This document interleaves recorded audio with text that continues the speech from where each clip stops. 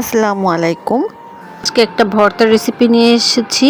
আর এর জন্য আমি মরিচটা বেশিরভাগ সময়ই তাওয়াতে না টেলে তেলে না ভেজে এরকম চুলার কিনারে যে অংশ থাকে সেখানে দিয়ে রাখি। রান্না হতে হতে মোটামুটি মরিচটা ভাজা হয়ে যায়। আর এখানে আমি একটু লবণ দিয়ে কাঁঠালের বিচিগুলো সিদ্ধ বসিয়ে দিয়েছি।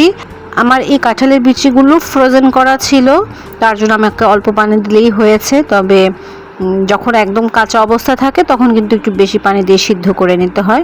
এখন আমি এটাকে ঢেকে দিলাম। তো বেশ কিছুক্ষণ পর পর উঠিয়ে দেখব। রেসিপিটি ভালো লাগলে আমার চ্যানেলটাকে সাবস্ক্রাইব করতে পারেন আর ভিডিওটাতে একটা লাইক দিবেন।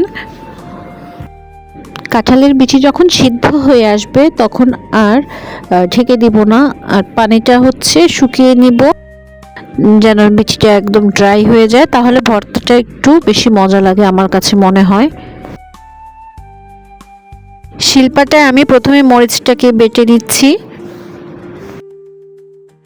আর একটা কথা এখানে বিচি, মরিচ, পেঁয়াজ সব কিন্তু নিজের স্বাদ মতন। পেঁয়াজগুলো এখন বেটে নিচ্ছি। পেঁয়াজগুলো আমি কাঁচা নিয়েছি। মরিচ বাটার পর এখন আমি পেঁয়াজটাকে বেটে নিচ্ছি এবং সব কিছুই প্রথমে হালকা করেই বেটে নিব। বিচির আন্দাজে আমার এখন মনে হচ্ছিল যেন ঝালটা কম হয়ে যাবে, আমি একটু কাঁচামরিচও দিয়ে নিয়েছি আর দিয়ে নিব স্বাদ মতন লবণ।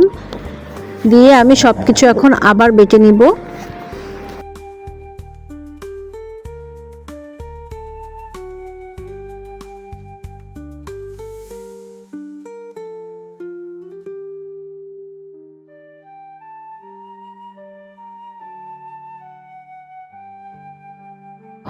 খুব একদম মিশিয়ে বা মিহি করে যেটাকে বলে সেভাবে বাটবো না। এখন আমি কাঁঠালের বিচিগুলো নিয়েছি। কাঁঠালের বিচিগুলো চেষ্টা করব যতটা সম্ভব একদম মিহি করে নেওয়ার, যেন কোনো আস্ত আস্ত দানাদার অংশ না থাকে।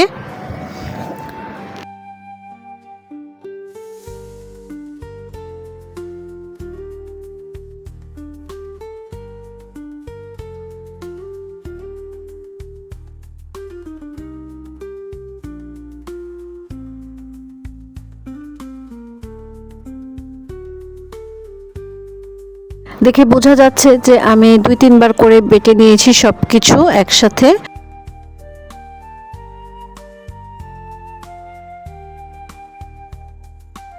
সব কিছু বেটে নেওয়ার পরে এখন আমি খুব ভালো করে হাত দিয়ে মাখিয়ে নিচ্ছি। এই যে তৈরি হয়ে গেল দারুণ মজার কাঁঠালের বিচি ভর্তা।